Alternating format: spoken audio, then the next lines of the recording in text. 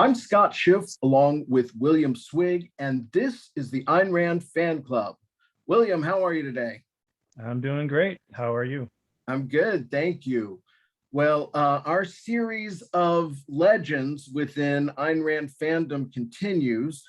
We are pleased to have with us Dr. Richard Salsman, founder and president of Intermarket Forecasting, professor of political economy at Duke University, a senior fellow at the American Institute for Economic Research, and a senior scholar at the Atlas Society. He's author of many books, most recently a great one called Where Have All the Capitalists Gone?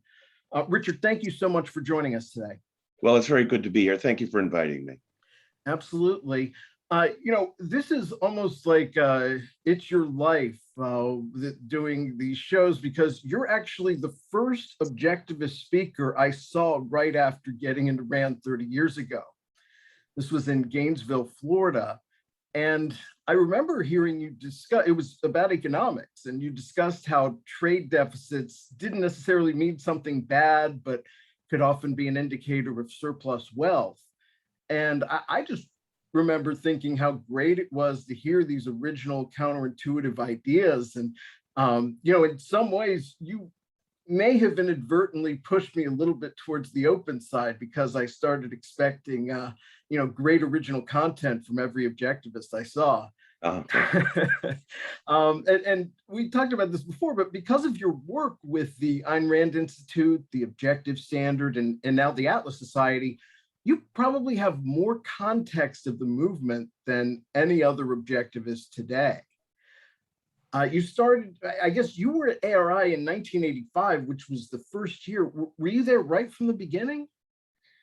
I was, and just to be clear, technically I was never on staff or anything like that, but the first OCON I went to was in 85, and they were just forming the Ayn Rand Institute then, so I got to know Mike Berliner, who was the original executive director, and earlier in 1983 at New York, I had met Dr. Peikoff, who was giving the live understanding objectivism. I never did meet Ayn Rand, but I moved to New York in 1981, about 9 months before she died, and I went to the funeral and saw people like Greenspan, Kelley, Peikoff. I actually questioned whether I should go to the funeral because I didn't want that memory alone, but then I couldn't resist when I went to the last minute. But yes, in 1985, actually, Dr. Peikoff was resisting, this is not inside information, he says this, he was resisting the formation of an institute on the ground that it might become, turf battles and things like that. And Ed Snyder, the president of the Philadelphia Flyers, was putting them into it, urging him to do it. And then he relented and agreed. I thought Mike Berliner was an excellent first executive director. So the things they asked me to, I think they interviewed me for Impact, which was their newsletter. Right. In one of the early, I don't even know where that copy is now. That was Kathy Cross interviewed me. That was great. And I did op-eds for them. And I did the main thing was I did campus lectures. So they put me on a list of speakers. And there were objectivist clubs on campus being developed. Eventually that got up to about 60 or so, but in the 80s, it was half that, maybe 20. And I would do, 5 or 6 campus lectures during the school year at really cool universities. And my early topics were antitrust is terrible, environmentalism is terrible, capitalism is awesome. The highlight, I think, of that was in 96, when Berliner was still involved. They had what they called a blitz at Harvard. There were students at Harvard who were just fabulous, and they convinced, this is hard to believe now, but they convinced the university to let them have 12 speakers come in 12 weeks in a row and give various aspects of objectivism. And Mike Berliner asked me to do 2 of them. So those are available in video. We're eventually going to put them on my website. But can you imagine this, 1996, and the Cold War is over, things look bright, capitalism seems ascendant. Sure. My 2 topics were, from memory now, utopia, capitalism, the utopia of greed. That was one topic. And the other one was capitalism and the environment, the virtues of exploitation. So yeah, I don't want to monologue here, but those were great years. I thought the 10 years after the Institute was started, they had to be very collegial, of course, in the sense that they did not have a big staff. So they would reach out to various professors. At the time, I wasn't a professor, I was in banking, but prestigious enough, had written a couple of books that I could speak on, even from the business world. And it was really well done. Now, I'm just curious. You mentioned, that Kelley was at the funeral. I know he gave the eulogy there. Did you interact with him in the '80s before he split with ARI? Oh, absolutely. Had in the OCON conferences in the mid '80s at La Jolla. They were run by Dr. Reisman and Edith Packer, called the Thomas Jefferson School. David was just fabulous. I mean, he was about to come out with a book on epistemology, on evidence of the senses. Right. He was still, I'm pretty sure at the time, still involved teaching philosophy at Vassar. He was a superstar, absolute superstar. And his lectures, although technical, were well received. They were all given at general sessions. And yes, I would go up to him afterwards and talk to him. And he always liked his demeanor. He was always very calm and measured, and he would look you in the eye when you were asking something and give you a thoughtful answer. And yes, so I can't say I became really great friends with him, but you two, mutual affection. Say again? You two at least had talked in the '80s. So. Oh yeah, of Okay. course, yes. All right, this is good background for me. Now, so just going through, I understand, you kind of weren't with ARI after the late '90s, and then you joined with Craig Biddle's The Objective Standard in 2006. Now, in between, were you kind of writing and teaching independently? Yes, I was publishing, my first book was 1990, called Breaking the Banks, which was a defense of free banking and the gold standard and a critique of central banking. That grew out of my MBA thesis at NYU. So I graduated NYU 1988 while I was on Wall Street working for the Bank of New York. Wrote a thesis under a Keynesian, actually, who said, that's a really good thing, you should get it published. So I did. And then in 1995, I think an even better book called Golden Liberty, 1995, a little more philosophical, lots of quotations on Greenspan and Rand on the importance of objective money. So yes, I was publishing things like that and beginning to be now asked to speak at OCONs.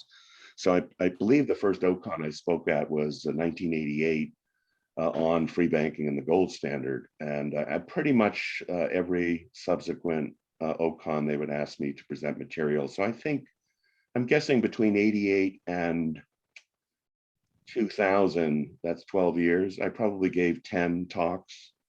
One of the most famous, most important, it turned out, was The Economics in Atlas Shrugged, which I gave in 1997 at Industry City. And that was subsequently turned into a TOS piece. And now it's circulating as chapter in books on using Atlas Shrugged to teach kids, using Atlas Shrugged to teach. So that was, I think, TOS 2011. So literally 12 years later, Biddle said, hey, what about that lecture from 97? Can you rework that and publish it? I was glad to do so because it's kind of like a timeless lecture. It wasn't geared to the times.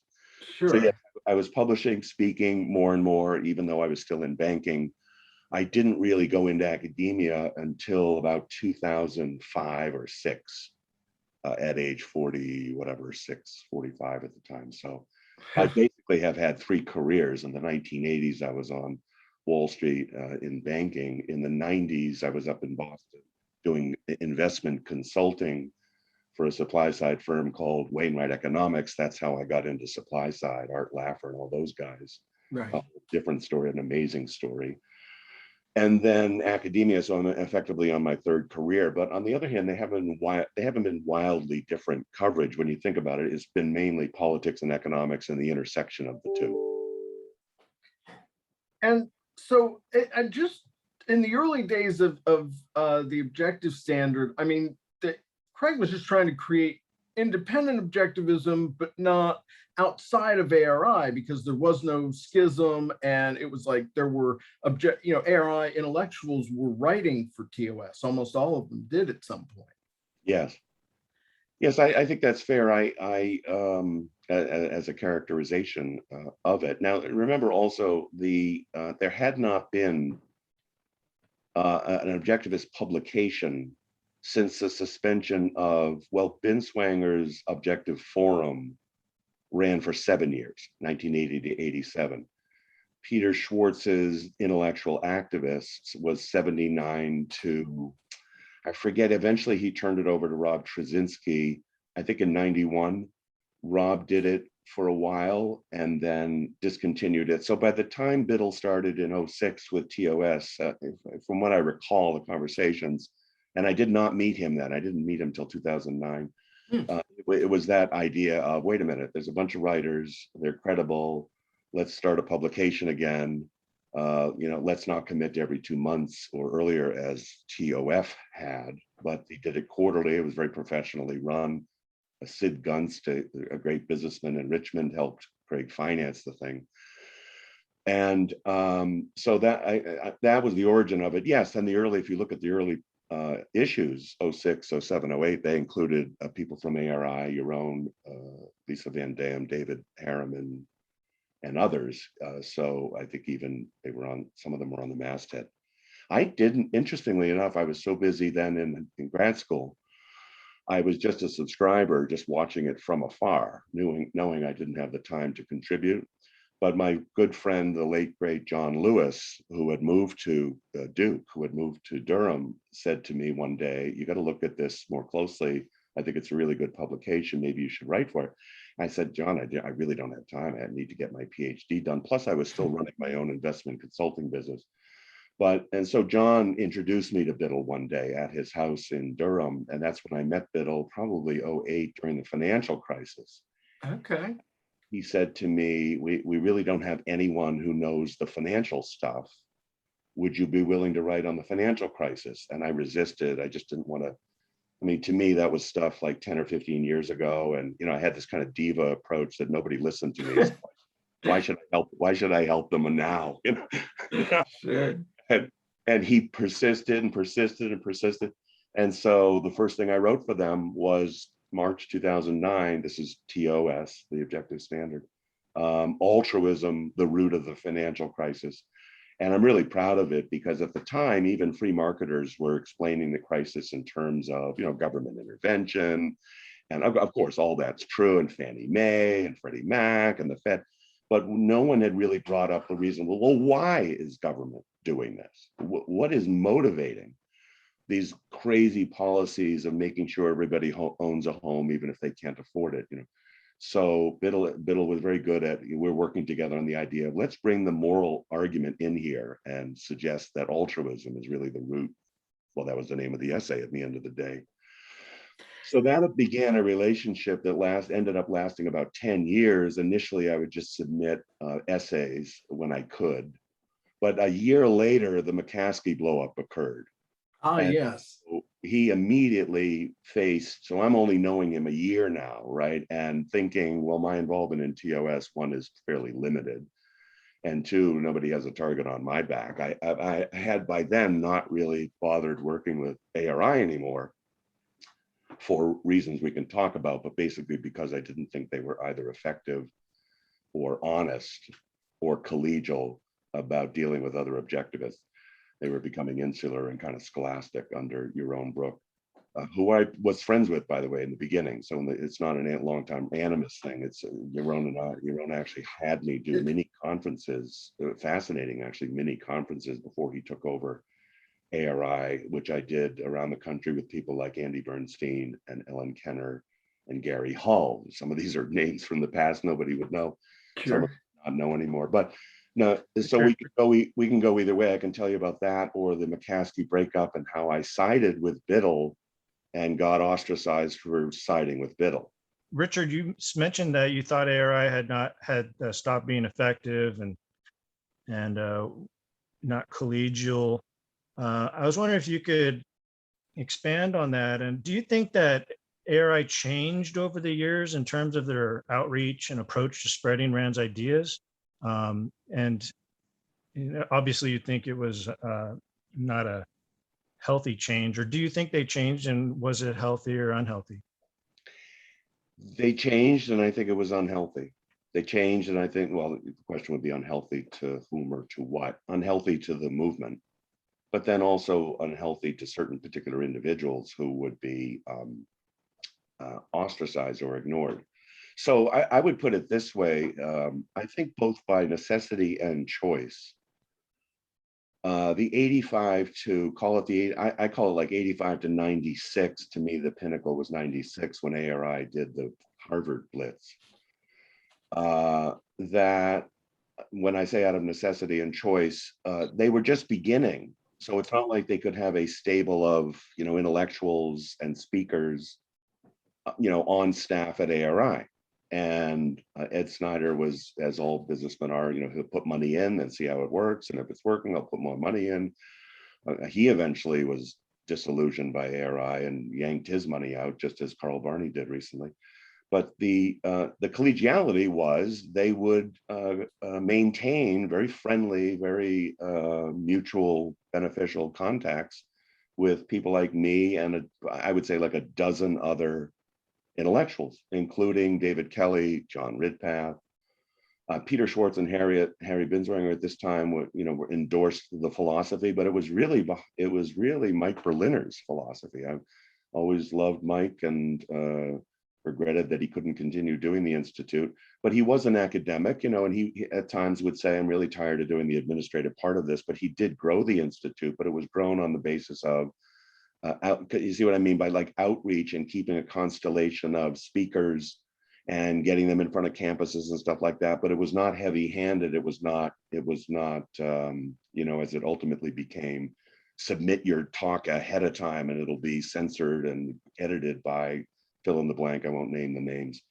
And people loved it. And I remember getting 300 people at this event and 400 people at that event.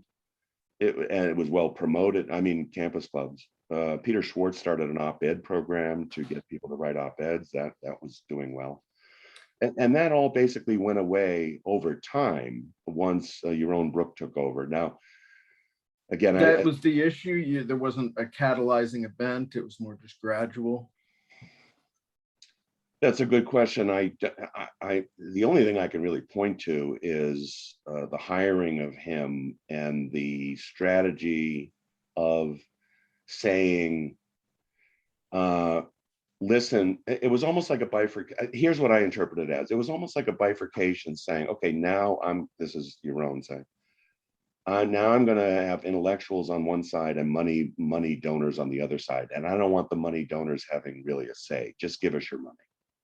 Just give us your money and we'll decide, we intellectuals. Now, the funny thing is he could be credible here because he seemed to straddle both. He had been a professor of finance and was running a small little hedge fund. And so he kind of portrayed himself as, well, I know both worlds. And in the beginning, he did run it, I think, in the beginning, but not soon thereafterwards, in a more growth-oriented, business-oriented way, say, than it had been done previously. And so it was getting wider influence.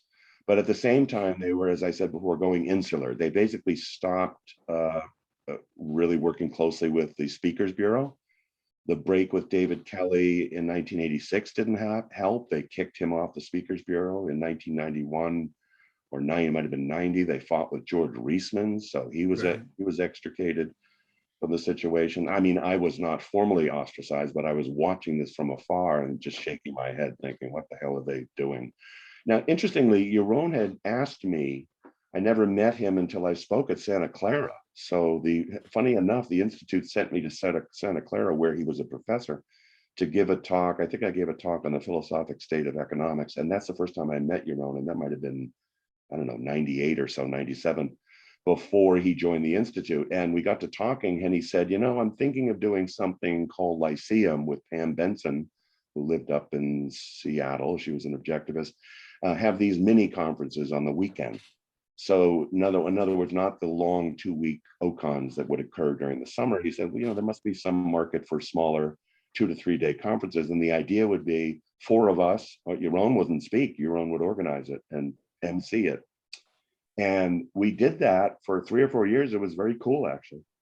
And the 4 of us were basically me, Bernstein, Kenner, and Hull. And each year we would develop new material, and then they would set it up so that we would run around to, I don't know, 4 or 5 different cities, show up on a Friday night, cocktail hour, give them lectures Saturday and Sunday, Q&A panel Sunday, and then fly out again. And we would do that 3 or 4 times. It was very clever. It was really well done. We would get normally, I don't know, 75, 100 objectivists in these cities, and places like Houston and Chicago and Atlanta. Part of Yeah. customer service and outreach and motivating your base. Thought it was very clever. Now soon, the other thing that was interesting happening at the time is Leonard starting his radio show. And one of my great memories is when he got married, he called me and he said, "I can't do the show, I'm getting married." I said, "Of course, yeah, you're not going to do the show from your wedding, sweetheart." And so I stood in for Leonard. I went out to the wedding. It was great. It was great when he married Amy Peacock. And I went to the studio and stood in for Leonard, and I forget what the topics were, but it was fun doing the Leonard Peacock show. So what am I saying? Oh, when Yaron was hired in late '99, based on my experience with him, I thought, well, this is probably a good thing. He knows how to do conferences. He's presentable. Possibly he'll be good for the Institute. And I think in the early years he was. But when they started ostracizing other people, it was just, and it got insular. They would have speakers now who only were staffers, the speakers, and unless you worked for ARI, you weren't going to be on the Speakers Bureau for campuses. So that really hurt the vitality of the campus clubs. The campus clubs started fading away. They lost all the campus clubs. I remember that. They stopped doing the op-ed programs. So on the one hand, they were raising money and touting great performance, but I don't know how many I noticed, but I didn't know how many donors noticed that they were basically shrinking these otherwise great outreach things. And by the way, it wasn't due to campus hostility to speakers. I certainly faced that in the 90s. I mean, we talk about cancel culture and Ben Shapiro being attacked on. I mean, I was in the 90s, especially for the environmentalism lectures. Probably gotten worse to some extent. It has gotten worse, but I remember being at the University of Cincinnati, and the ISO disrupted the event and started throwing rotten food at me on stage. It was That's horrible. Just incredible. The ISO is the International Socialist something organization. They were very active. They tried to get me fired. I was at Citicorp at the time, came back from the trip and got called by the CEO's office to go up to the office, and I had no idea. They said, I didn't meet the CEO. I mean, Citicorp was huge at the time. Right. This might have been 1990. So I take this elevator up to the executive suite at Citicorp, and the COO came out, Rick, I forget his last name, Rick. He was always a great guy. And he calls me into his office and he says, "Well, we're getting these calls from people saying you were speaking in Cincinnati on environmentalism, critical of it." And I said, "Yes." And he said, "Did you speak on behalf of Citicorp?" And I said, "No." He said, "Was that made clear before the lecture?" And I said, "Yeah." He said, "Well, I did hear about the content and it sounds great." and then he said, I don't know if the door was closed, maybe the door was closed. And then he said, "I commend you for doing outside stuff." That's great. He was speaking as an individual, not as a representative of Citicorp. And I went down the elevator with, holding my breath. I could breathe again. That's a good story. That's what those people tried to do. They would look, they don't care about the ideas. They would say, "Oh, where can we get this guy? Oh, he works for Citicorp. Let's call Citicorp and get him fired." I mean, this is what they do. Anyway. Cancel culture back then. Yeah. And so I wasn't a victim of it, which is nice. But so I just switching gears a little bit, because you did bring up the 2010 McCaskey Harriman schism, and that came about because of Peikoff getting involved with Harriman writing a book about induction physics, and basically it, McCaskey criticized it, and then people took sides, and people got kicked out. Yeah, so this I heard about literally from a call from John Lewis. Again, now John both of I are at Duke at this time. And John was a classics major, and one of his great books is Victory at Any, I'm going to misname it now, Victory at Any Cost or something. Great book. Nothing less than victory. Oh, I'm sorry. Nothing Less Than Victory. Yeah. So John calls me up and he says, Richard, have you heard about this McCaskey thing, ARI, Biddle? Because now I was like 1 year involved with Biddle. Biddle didn't call me about it, John did. And I said, no, I haven't heard a thing. My head is buried in grad school work. I was halfway through grad school at Duke. I eventually got the PhD in 2012, to give you a sense of the timing. So during this period, 09, 10, 11, 12, I'm really trying to get the PhD finished at Duke. And so John calls me and he says, you got to take a position on this. And I said, why? He said, because you're a prominent objectivist. I said, I'm not. And he started laughing. I said, they don't give a damn about my view. But John, really, why should I? What is this, just a personality clash, or is this a fundamental philosophic issue? And he said, well, actually, I don't know yet. It's one being couched as the other. Right. And I knew that in the past, the two can be conflated badly, especially with the recents, maybe also with David. But by the way, before I forget, if you want to revisit this, I really must go on record in saying I'm ashamed that in 1988 and 89, I did not publicly come out and defend David. I actually criticized him publicly at the time for philosophic reasons, and then came to regret it. So that's a whole different issue, but that was 30 years ago. So my joining up with him more recently he's been not only very gracious about the whole thing, but I just love the whole relationship working with him and developing projects now. That's a demonstration of your objectivity and willingness to admit when you're wrong. It's noble. I'm ashamed I voted for Hillary Clinton. Appreciate that. So the McCaskey thing, to not to get into all the gory details, but I did at some point, because then Biddle asked me, said he was losing people on the masthead. So ARI went after him for criticizing Peikoff, for criticizing McCaskey for criticizing. I really get into the weeds on some of this stuff. Criticizing the Harriman book in 3 sentences on Amazon. I mean, so I thought, oh my God, do I really have to? And then, now here's really why I had to spend some time on it, but I didn't spend as much time as John Lewis. At the same time, Biddle was asking me to go on the masthead. So I'm just not going to go on the masthead for any old reason. And it was risky for me to go on the masthead at Duke. I mean, Duke doesn't want any part of, I don't mean to condemn the school I work for. I love them. But I knew myself, any progress I made at Duke wasn't going to be due to my connection to objectivism. It was going to be in spite of my connection to objectivism. So Duke's only slightly more cautious than the Citigroup guy. Yeah. Although I never hid my views, I just didn't, Biddle at one time said something like, well, wouldn't it be a feather in your cap at Duke to be the Objective Standard contributing editor? And I think my answer was, it would not be, it would be a demerit. Anyway, I agreed to do it. I agreed to do it after judging that. Here was my judgment. My judgment was Leonard was a bit harsh on Harriman. McCaskey probably had some decent points about Harriman, but to me, this was just a dispute between 2 philosophers of science.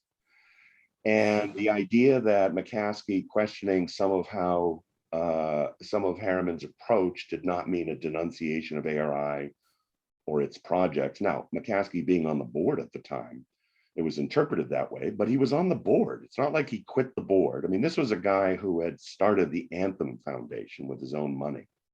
The Anthem Foundation, which went on to fund objectivist intellectuals in universities. So to question John McCaskey's either sanity or professionalism, I mean, we all have our personality quirks, and I know, but I just thought the whole thing was wrong. Now, I wasn't saying Leonard Peikoff is, a non-objective person or unjust, but I thought I agree with Biddle that he probably unjustly judged McCaskey, and certainly the whole idea of an ultimatum, get him off the board or else, I thought it was wrong.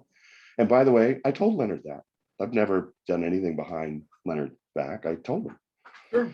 And he said, I get it. And then I remember having dinner with him and saying, and so I'm still involved with the TOS. He said, fine, we disagree, but pass the wine. It was, that's how it. So And that's I say that only because in public, other people will often use, it's really shameful. In public, other people who I won't name, but you can guess, will use his name to say he's on our side, therefore believe in me and not others. It's just horrendous. And anyway, it's been known in passing that Leonard really doesn't care about the whole thing. It's either because he's moved on, but in context, it seems really wrong. However, the real issue was ARI through Yaron and Onkar and other people like Robert Mayhew went on a vendetta to destroy TOS.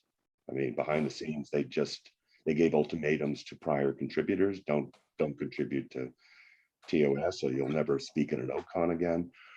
We'll shut off your funding. I mean, it's just outrageous. It's ongoing. I mean, a schism was only formally declared a couple of months ago. I'm just saying this is the context for what I knew to be happening. And a lot of the stories, of course, would come. I wasn't talking to ARI people, but Biddle would tell me, because I'm trying to build up the thing. Biddle lost, I don't know, half his business over this, or 1/3 of the subscriptions. So one of the reasons he asked me to join is in part not just to write, but to help give them credibility and build them up again. I remember specifically actually being at a conference last, and who was there? John Lewis, John Allison, Yaron Brook, and we were in the lobby having coffee right in the middle of all this. And I said straight to Yaron, I said, I'm helping Biddle with TOS. I don't know why I felt the need to say to him, do you have a problem with that? Because I didn't need permission from ARI about that. And he Just said, wanted to be straight. yeah, but he said, I don't have a problem with that. And then the same thing with Allison. John and I have been friends for a long time, and he's just fabulous. And but I think that was disingenuous on Yaron's part, because at that time and subsequently, he was actually looking out to get rid of the objective standard. So now eventually it turned around. I'm not saying it was due to me, but I think I helped. Andy Bernstein helped. I think Andy came on as a contributing editor as well. And so for the next 10 years, so this would be 2010 to about 2020, I probably wrote, I don't know, 18 or 20 pieces for TOS and edited others.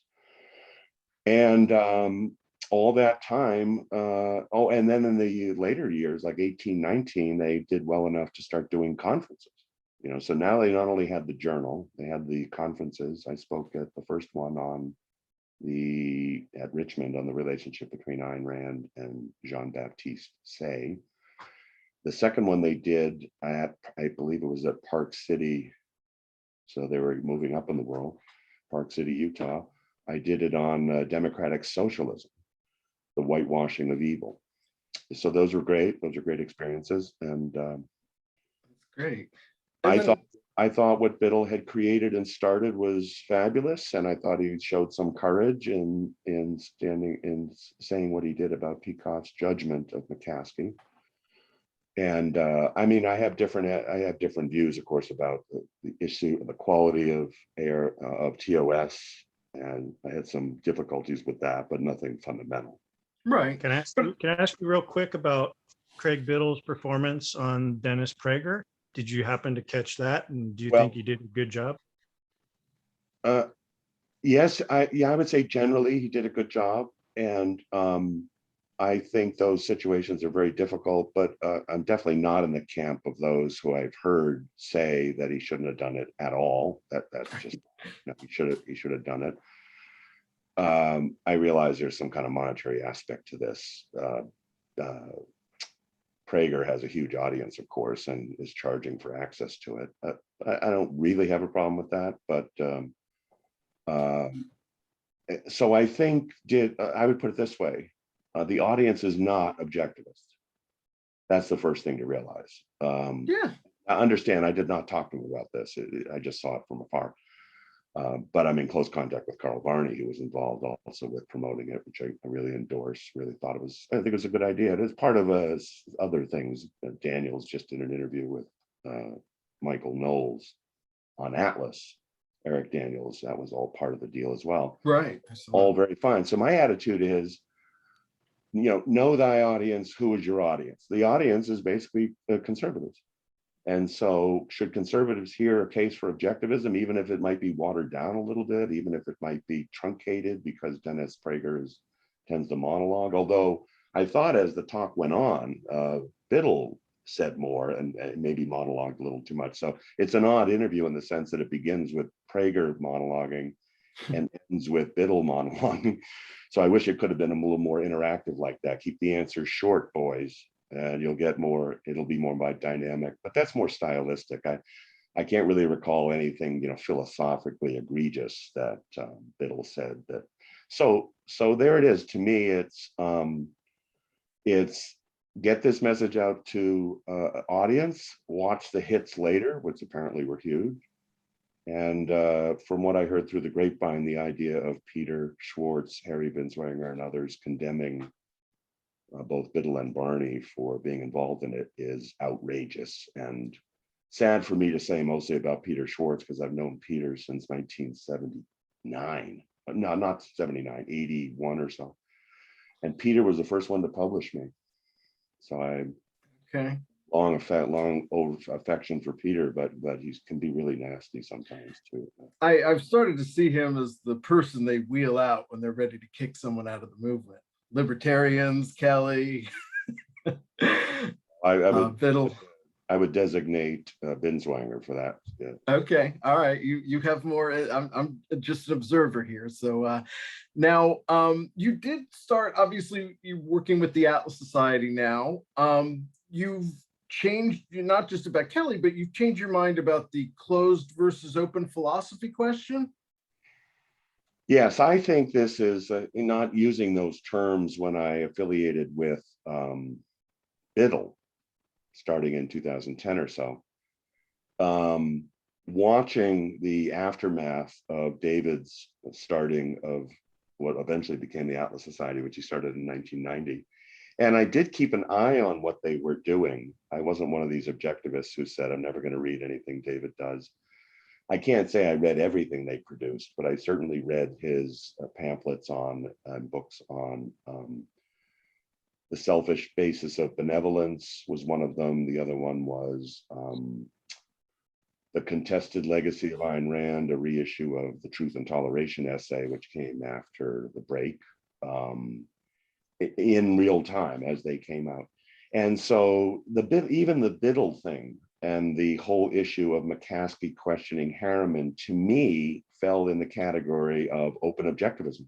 Yeah, I agree. And since I demonstrated publicly, actually without kind of realizing it, I've always been independent. I mean, even when I fought with ARI and kind of distanced myself from them in the early 90s because of what they were doing, people would ask me whether it meant my affections or commitment to objectivism was. I said, no, it's not. No, it's not. It's not that I'm questioning objectivism. I'm questioning these people who claim to be objectivists. I just don't get it.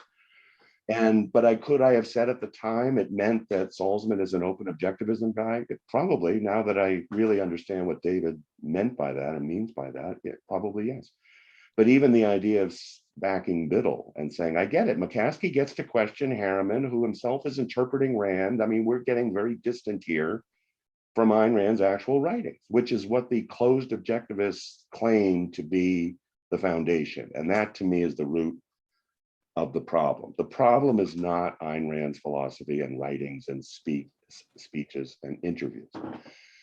The problem is the closed objectivist view is that's objectivism and nothing else. Right. And it ends on March, 6th, 1982.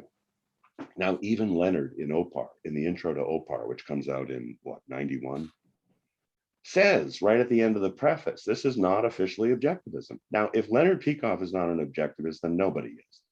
But I would say the same thing about David Kelley. If David Kelley is not an objectivist, no one on the planet is. These people are superstars. And Leonard, of course, could say with total credibility that he was with her for 30 years, that he asked her a million questions, that he took them all down. I also loved it when Leonard said, I was writing Opar and I realized at certain passages I was writing what I thought she meant by fill in the blank. And he said, I threw it in a shoebox for later. I mean, that is a scrupulously objective man. I promise you, I will give you what I think is Ayn Rand's philosophy, organized in ways, by the way, that she did not. I mean, he organized it and gave it hierarchically and structurally in a way that she never did. An enormous contribution to our understanding of objectivism. Would I call Opar part of the canon of objectivism? Of course. But the closed objectivist view, if you understand it, really is, no, it isn't. And it's open for debate, and maybe it is, or maybe it isn't. And of course, as we go on in time, that was 30 years ago, anyone who publishes since then, is going to face even more of a doubt about, well, is that really objectivism or not? Salsman just came out for fractional reserve banking. Is that objectivist or not? It's ridiculous. It's just crazy. Right. And it stifles originality. And I recall actually Ayn Rand being interviewed by Mike Wallace. This is probably the late 50s on CBS.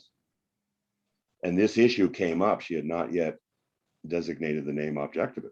I don't think that happened until she wrote, I have to check my facts on this, but I think not until The New Intellectual came out in 1961. That makes sense. Did she say, and I designate my philosophy objectivist. So there was no name for it. And if you look at that interview with Wallace, I think he actually uses the word Randian or Randism or something. He said, what do you call your philosophy?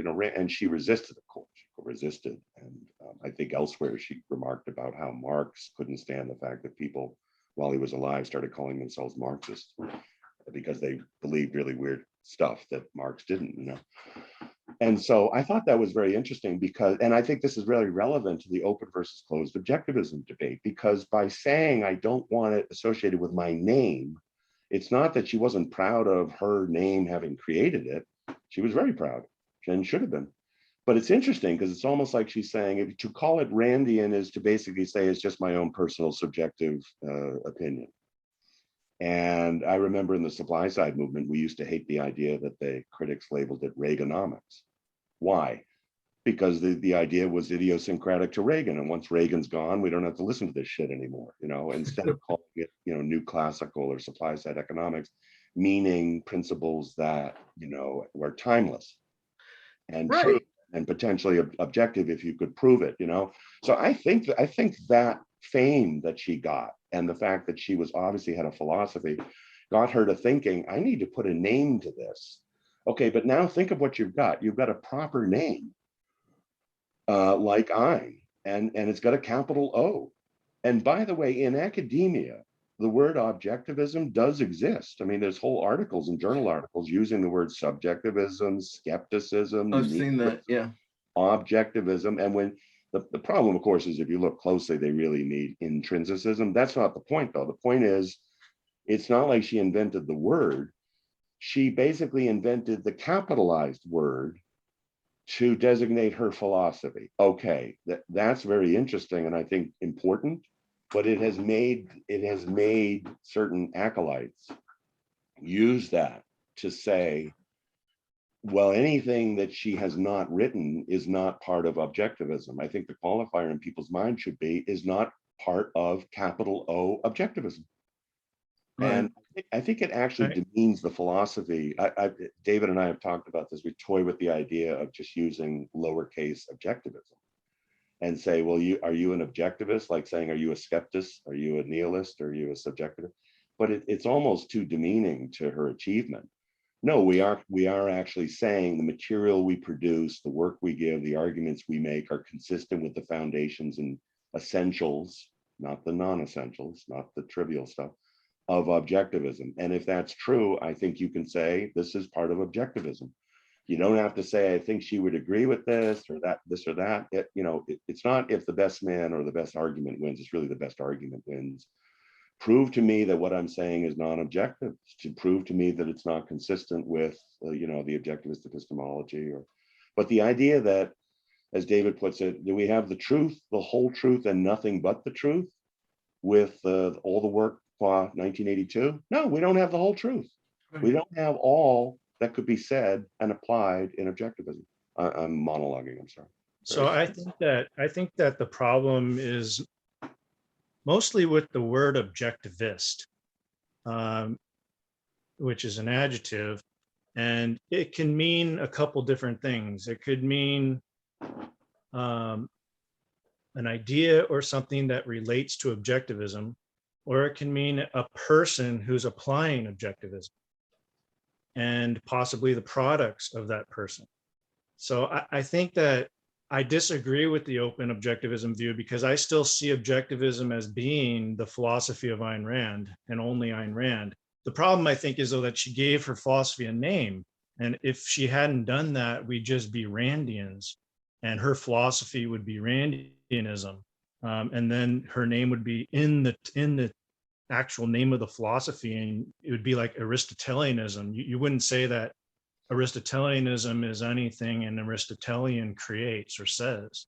I would, in my view, the bifurcation isn't necessary. I think there's no problem with saying an objectivist with a capital O is someone who endorses and tries to apply and extend Ayn Rand's philosophy.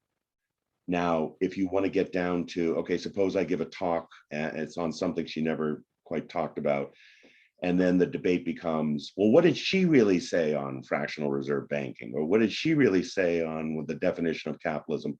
But then the debate is fine, and the debate begins, and we're not pretending that she said otherwise than what she did. And but the idea of closing it to only what she said is a killer to is literally a killer to the philosophy. I mean, if the Ayn Rand Institute is closed objectivism, here's some conditionals here. If that's their claim, they should only field phone calls from people who say, what did Ayn Rand say on X? Let me look it up. I'll get right back to you. She said, boom, next. That's it. No new books, no lectures. No, you don't need intellectuals. No, you need security guards. It's the model of a presidential library. Fine. Then it's a archives. Then Jeff Britting should be head of the Ayn Rand Institute, not Yaron Brook. It shouldn't be turned into the Yaron Brook Institute, running around the world, allegedly speaking for Ayn Rand and objectivism. That sounds like open objectivism, only of the most arbitrary kind. So it's odd in many ways. I wish they would stick to their claim that they're closed objectivism and just close their mouths and quote her, because that's what they're claiming objectivism is. So they're really playing two sides of the fence, aren't they? And yeah. Open when it serves. For years, denouncing the open objectivism approach, which they basically practice now or have been for years, with no apology to David Kelley or anyone else. Interestingly, if you remember, David was not transforming objectivism. His attitude was, I'm going to accept an invitation to explain to libertarians why they need objectivist philosophy. My God, that's what Biddle was doing. I'm going to take this opportunity to sit down with Dennis Prager and explain to conservatives why they need objectivism. And they've always got a reason why they shouldn't have done it. It's crazy. It's just crazy.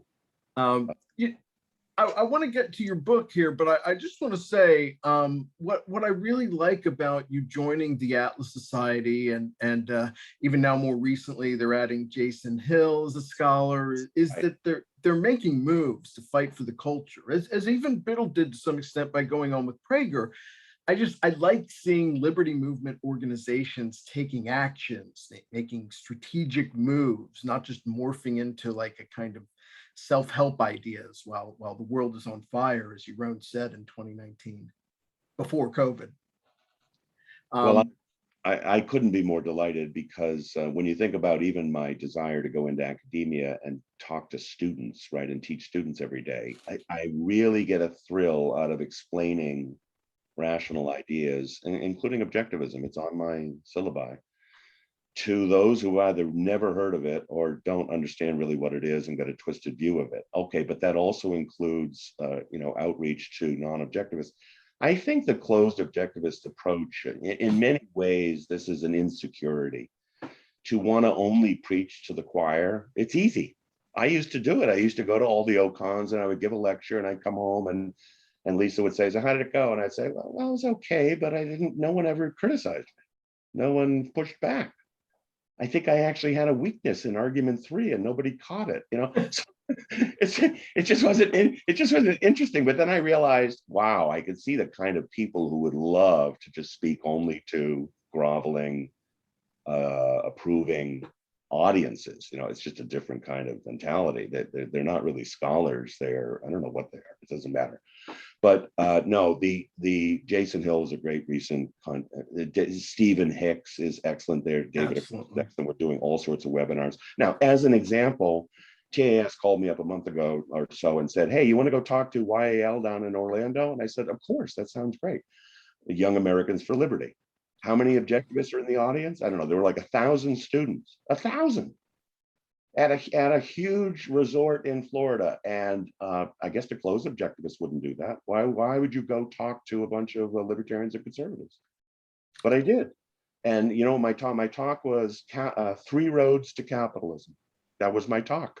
Not to 1,000, by the way. It was to a breakout room, but well attended. And the pitch was basically, well, you can argue from a conservative, libertarian, or objectivist position about how to get to capitalism.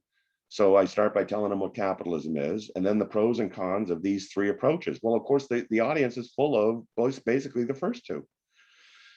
And that interests me. It's way more challenging to do that. And but I'm certainly not preaching to the choir. I mean, it's funny because some objectivist students would come up to me saying, "Wow, there's nothing new to me here, but I didn't realize you're trying to preach to." I said, "Don't say preach, say teach."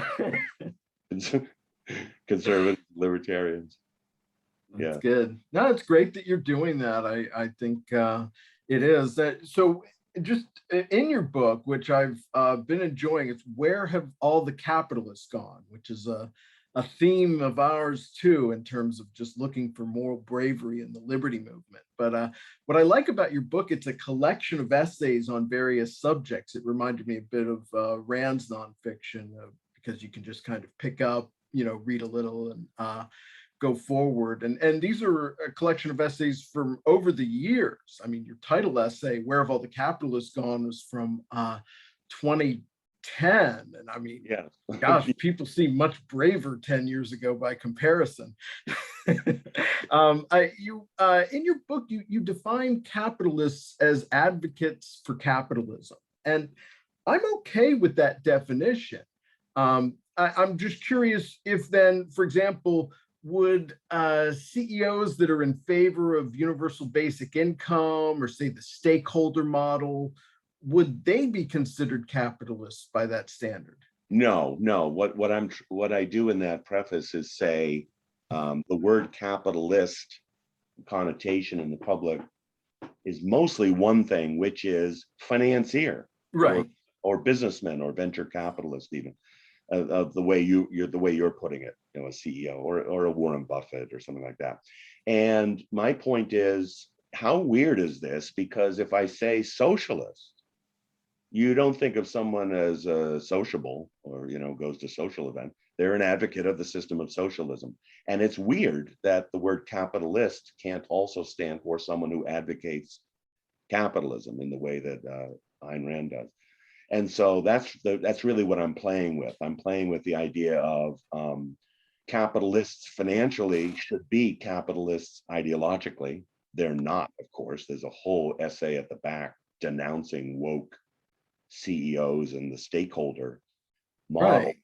But what I'm saying is people should use the word proudly. You'd be surprised. Capitalist, in other words, I'm a capitalist, meaning I'm an advocate of capitalism. Let's discuss. Proudly, you know, and socialism is the devil, and here's why. And fascism is a version of. I have a whole chapter on the varieties of anti-capitalism. It speaks how unique capitalism is, but it's got lots of enemies. Lots of enemies. And why is that?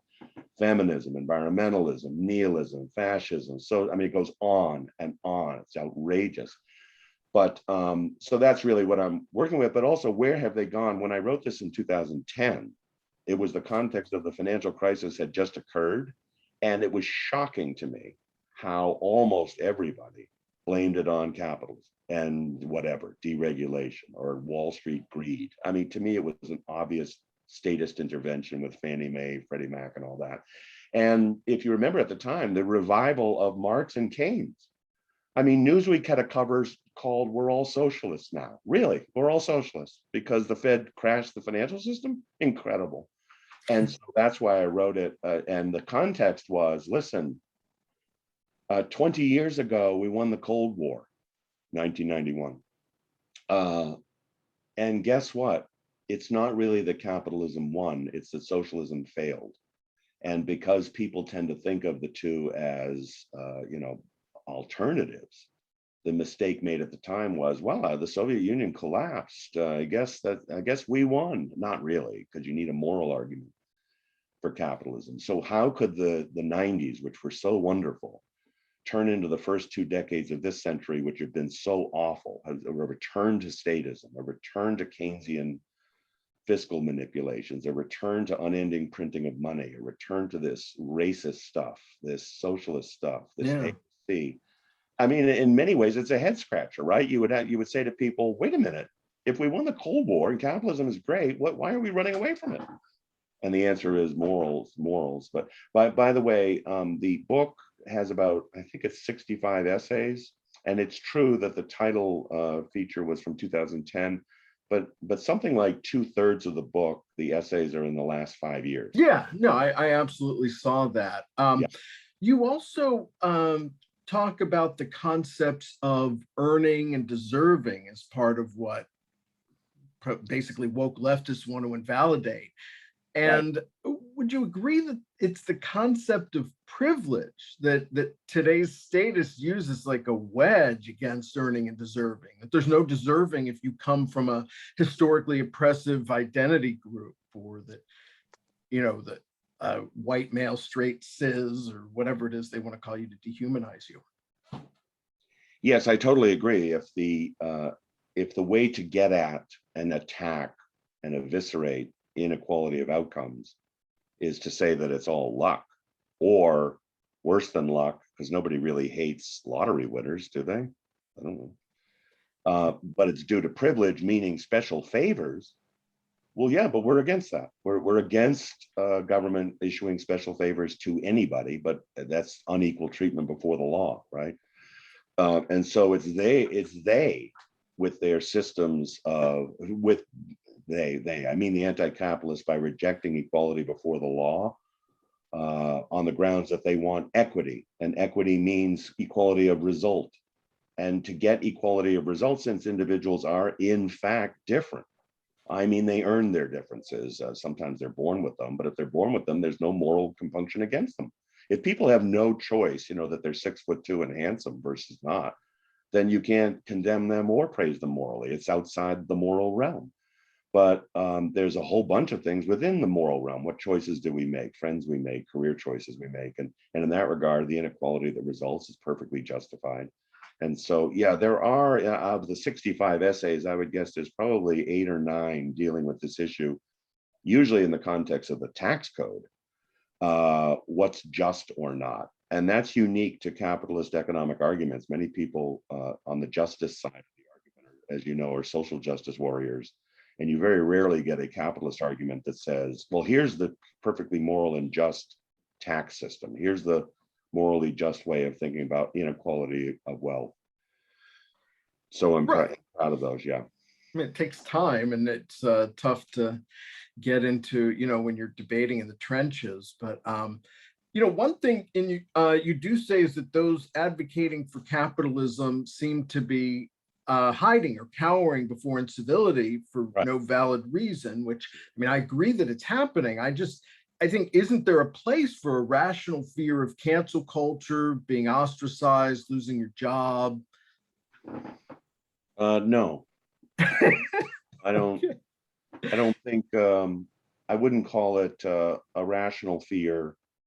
It's funny today because people talk about phobias, and phobias are all over the place. So look at phobia is actually an irrational fear of things. And so there can be rational fears of things. I'm not rejecting your view there, But no, I think the more principled, longer term person will say, I'm going to fight this, and I might get fired and I might get canceled, but I'm going to look for other outlets, as you know, people are doing with other social media outlets and things like that. And so it needs to be a spur to that. I mean, I myself try to diversify my income. I'm totally prone to I'm more prone to cancellation than most people. I joke that the only reason I haven't been canceled is I'm not famous enough. If I had way more followers, they'd be after me. Yeah, okay. So I'm really proud of the people with lots of followers who stick to it and develop other platforms and things, but you have to do that. You cannot cave into these animals, these savages, these anti-civ, frankly, I call them pre-modern and postmodern. It isn't just postmodernism, the rejection of objectivity and the rejection of civilization, which we see in academia coming up. But what I call the pre-moderns, the medievalists, the conservatives who were saying, well, the solution to this is to go all religious. We need a really hearty defense of modernism and all that it entails, the Enlightenment, capitalism, and that kind of stuff. I'd say another observation I've been making lately is, it used to be 25 years ago, you might say, hey, the universities are kind of messed up. They're teaching left-wing stuff. What's going on? And then someone would say, well, yeah, look at Hollywood. It used to be a golden age of Hollywood. And Singing in the Rain and that was just crap. It's anti-American crap, anti-business and stuff. And notice it's everywhere now. It's everywhere. Sports, Yeah, CEO boardrooms, right? The Pentagon. But that's why I'm not worried about the Christian conservative comeback, just because of the trend they've been on, at least in my lifetime. I mean, I couldn't date certain girls because they were Christian when I was growing up. Now you can't even tell someone they're going to hell or that you're going to get in trouble with the PC police. Yeah, I use this kind of ubiquitous spread of this cancer of really irrationality, but of many forms, as a confirmation of the power of philosophy. There's only philosophy going bad that would do that would end up, that's coming from the root of the tree up to the trunk, out to the branches and leaves and acorns. If it were just happening in a couple of acorns or leaves, you'd say, okay, there's certain crazy people over there. But when it's everywhere, it's the power of philosophy. And so much more work has to be done, right? Because here we are, not only call us right wingers, but the right wingers who are supposed to be defending rationality, objectivity, the Enlightenment, civilization, right? And our friends on either side, either conservative or libertarian or others, may not be very good at it or not very courageous about it. And so the most disheartening thing I find is within the objectivist movement, quote unquote, to not see it is just astonishing. Because if anyone should get it, what's needed, in other words, if anyone should be courageous, it should be us. Because we more than anyone know the stakes involved. Absolutely. So on the other hand, I have to say, I after doing this for 40 years, I'm 62 now. I became an objectivist when I was 20, so I've been at this for 4 decades now. I would say that I really don't mind, as I might have minded in the beginning. I don't really mind that there's 2 or 3 different objectivist groups, and if 5 years from now there were 6 of them, I don't think I would care. I would worry that it means nobody knows what objectivism means anymore. On the other hand, if you have like a monopoly presenter or one who claims to be, and they get it wrong, I mean, you can really mess up. And I do think that's happened for many years on end. There was only one place to turn for objectivism, and now there's more than one. And I think my journey, if you want, I hate using that word, so I'll use it. That my journey, guys, has been from one that started really well doing that, then got bad at it, and then it went to another that took another approach, by the way, a more lifestyle approach. I interpret TOS, the Objective Standard, and the OSI, their new group. They're much more focused in maybe almost a stoic way on how to enjoy your life even amidst the collapse of Western civilization, which is what the Stoics did before the fall of Rome. Yeah, I mean, that is. which is fine. Which is fine. I'm not against that. You know, not every essay in TOS had to be, "My God, the world's coming to an end. Let me tell you how." I think David Harriman put it the other day. He said that their motto must be, "Don't worry, be happy." That old song. There's a benevolence and a human flourishing of focus and approach to what they're doing, which I really like. But TAS is doing it in spades. So I'm glad to be with TAS because we're not only doing intellectual stuff and webinars, but the outreach is amazing to non-objectivists. And I think we're better at it than anybody in terms of outreach to the non-converted, if you will. Yeah. And, you know, also clever media methods and very much a focus on the young. I remember going to OCON conferences and the spectators were like getting increasingly old and gray and cranky. And I thought, oh my God, this doesn't look like the future. and TAS, it goes the other way. We don't discriminate on the basis of age, but we really love young, vibrant students. Many of them are on staff, working their butts off, loving it. So I mean, I could not be happier. And I think TAS is really good for objectivism. But you know, there's also competition. I think some other groups are looking and saying, "Wow, I guess we're falling behind here. Maybe we should do better." Absolutely. That's good Hey, too. Richard. Hey, Richard, I have a question about your book. I've been reading your book this last week and I'm really enjoying it. I also appreciate how it's split into various essays. So it's easy to flip through and just pick which one I want to read at my leisure. Yeah.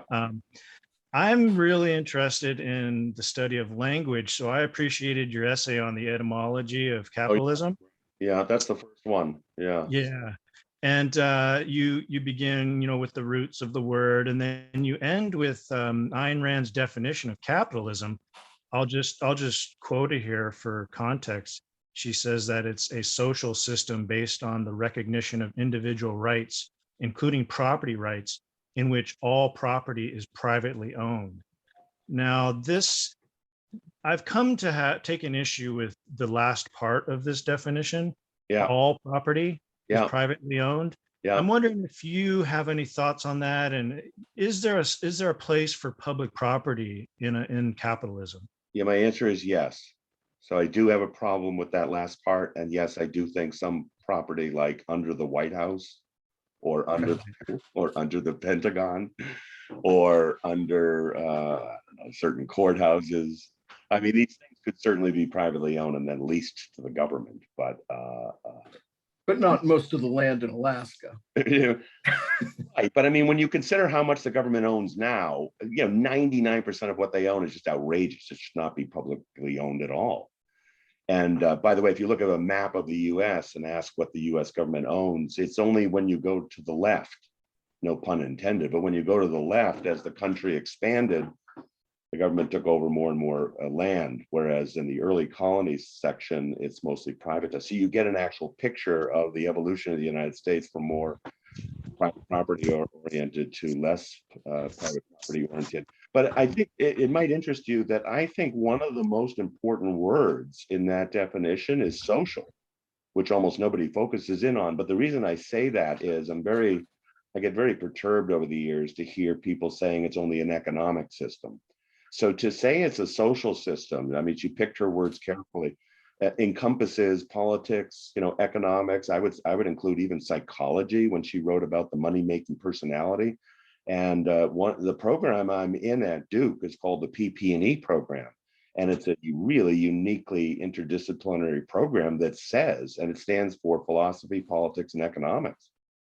So it basically says to students, if you only focus on economics, you won't get the full picture, but also if you only do philosophy, you'll get a narrow picture, or poli-sci. So we synthesize them and bring them together, relate them, but this is exactly the conceptual integrative approach that objectivism advocates. So yes, I say it's a social system, and if people knew that more, they would be more careful about the psychology of it, the spirit of it, the politics of it, what's the proper role of government. It isn't just supply demand curves and, the kind of things that economistic type right-wingers talk about. That's not why capitalism is fading. It's not fading because people don't know economics really well. But no, that issue of all private property. Well, now there's an example of, am I not an objectivist if I say what I just said? You know, I think that it really can't be all private property. I don't think that's fundamental, especially if you can name the reason why the White House sits on private property. You're not arbitrarily coming up with something. You're saying, Yeah, I think that there is a place. I agree with you. I think there's a place for public property, and definitely under the White House is one example of that. And we could argue. I think it would be a good debate to have with other objectivists and liberty movement types to debate what types of private or public property we should have, yes, and what the limits would be on that, and the rational justification for those limits. exactly. You know, it might interest you that behind the scenes, I have not really seen this gone public yet, although I tried to make it go public. I had an essay rejected arguing this, but a behind the scenes debate I've been having is laissez-faire. I don't believe it should be called laissez-faire. If laissez-faire means hands off, no touching, literally no touching, that's to me verges on anarchism. That to me verges on, because if government provides what we say it should, police, courts, and military, it's going to touch the economy. It's going to affect the economy in some way. So the idea of the complete separation of the state, by the way, a miswording here, a complete separation of the state and economics, you see that sometimes in the objectivist literature, that's improper. Economics is the science of economics. What is really meant there is a separation of state and economy.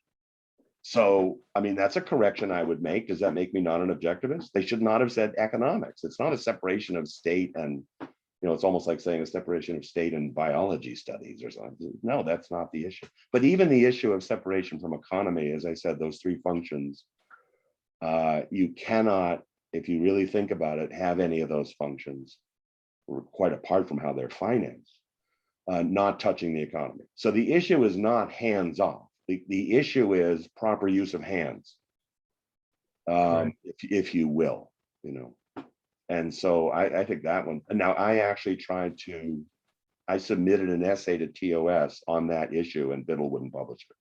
Biddle was uncomfortable with. Biddle was uncomfortable with Salsman saying, "Let's examine laissez-faire. And let's not give our enemies a chance to label us anarchists." Well, he certainly agreed with me on that score. But the real question here is something, well, she used the word and others have used the word. So how can we? And my view was just, let's understand the word. Let's understand what we're talking about. And I feel the same way about finance and taxation. There is some parts of my book where I say, a few times at least, it's not the main focus, where I say it's really wrong to say taxation is theft, as the libertarians do. Taxation is the word for specifically funding of government. And my theme has been, if the functions of government are proper, then the financing of it is proper. And that if people refuse to finance proper government, they're mooching. It's not an issue of theft. They are actually mooching off of others by refusing to pay for legitimate government functions. Now, that's a controversial view within objectivism. If you look at her essay on financing the free society, and then I think Biddle has a follow-up which basically echoes those views. There's nothing new in that in TOS. I think that's a mistake as well. And it puts you in the camp of sounding like this crazy anarchist libertarian who couldn't possibly fund government. And, part of the reasons the libertarians make that mistake is they conflate the state with statism. They don't believe any state can be anything other than statist. Now, if that's not true, but if that were true, they would be right that all taxation is theft, because it would be all taxation is financing statism. Well, that's exactly my view. Nothing should fund statism. But to say that nothing should fund a well-behaving state, a constitutionally restricted state, goes too far. Anyway. This is all great stuff. No matter what anyone says, you're still an Ayn Rand fan in good standing. I'm glad to hear I'm glad to hear that. I'm glad outside to views. get your judgment on that. Thank you. That's right. We're co-presidents of the Ayn Rand Fan Club. So, right. I like the name. Power structure. I like the name. When I think of fan, of course, we all know that means fanatic. And but let me call myself a rational fanatic of Rand's philosophy. Yes. Okay, we'll take that. Yeah. I want to thank you so much for joining us. I'm just going to switch gears with the last question. I know you and AIER, like Jeffrey Tucker, were some of the best kind of liberty movements standing up against lockdowns. Yes. Yeah. Do you agree that many in the so-called liberty movement were late to taking a stand for individual choice and freedom of association? They sure were. Yeah, they were late or weak. Right. I'm shocked. That's the best answer. Yeah, the best quick answer I can give. It's one of the things that bothered me in 2020. I was thankfully with a group, AIR, who was publishing stuff very critical of it, and some of those essays you'll notice are in my book. Right. One of them is Unwealthy is Unhealthy. The other one was on literally right from the beginning, March, April, May. I was writing. There's an essay in there, really hard-hitting essay about monetization, incarceration, and I forget the other word. I was condemning early versions of lockdown, and that's when we didn't even know that it would last a year. So yes, I think it's a great default on the part of, if we want to call it the liberty movement, including some objectivist groups that were weak. I mean, TAS came out and said, we are taking no government money, and ARI took government money. Incredible. ARI took government bailout money because for whatever reason, because TAS on principle said, no, that's improper. Is it affecting our donor? Yes, of course it's affecting us. So what? That doesn't mean you run to the government. They totally, I wouldn't say totally lost credibility, but that is just, that's outrageous. It's what they were most tweeted about last year. I mean, even if they end up linking to this story about Ayn Rand basically saying, as long as you say that you're against it, you can actually take the money, which there you go, using both sides of the fence, quoting, well, we got to quote her, therefore it must be true. It's just ridiculous. Right. But I mean, just even if you accept that, I think it becomes too easy to just chant I'm against it while you take it. Yeah. But I think what happens is that it just from a public relations standpoint, that was just a terrible decision. There should have been some at least attempts at belt tightening or something. Yeah. And by the way, content wise, they haven't been very good. I mean, they've endorsed some of the lockdown stuff publicly in written material. And I remember back in 2008 having an argument with Yaron about bailouts. So he was defending the bailouts of banks, TARP in 2008. Not so much publicly, but when I met with him privately, he would say, no, we really need to bail out the banks. We already have this system, and then blah, blah, blah, blah, blah. John Allison was against it. John Allison, who headed BB&T. Yeah. Against it, and Yaron Brook couldn't be principled enough to be against it. Just ridiculous, just outrageous. And so even content wise, there's a lot of pragmatism there. And but the idea also, the criticism they got later, bad PR, and standing up and say, well, we don't care about PR. See, we're principled here. We're so principled we take taxpayer money from Trump, the same Trump that they had called a dictator. Okay, well, why are you taking money from the dictator? It's a problem. There's a real problem over there. Anyway, to end on the positive, TAS did none of that. TAS criticized the lockdowns, the loss of liberty. I've done it in many webinars. So go to TAS's YouTube channel, and you'll see a whole bunch of webinars with me and David and Stephen Hicks to discussing these things, and them not taking the money. And by the way, guys, if it's okay, let me just name my website so people can get more. Absolutely. It's just richardsalsman.com. SALS as in Sam, MAN.com. I didn't really do it until a year ago. And I was looking at all this material over 40 years that I'd collected. And I said, I need to put this together in one place. And so you go there, you not only get complimentary material that I published over the last 40 years, but links to other places I am at, places like TAS, Duke, AIER. And it's just an easy way to go to one central place for my stuff. So that's great. And again, the book is Where Have All the Capitalists Gone, which is great. It's available on Amazon as well.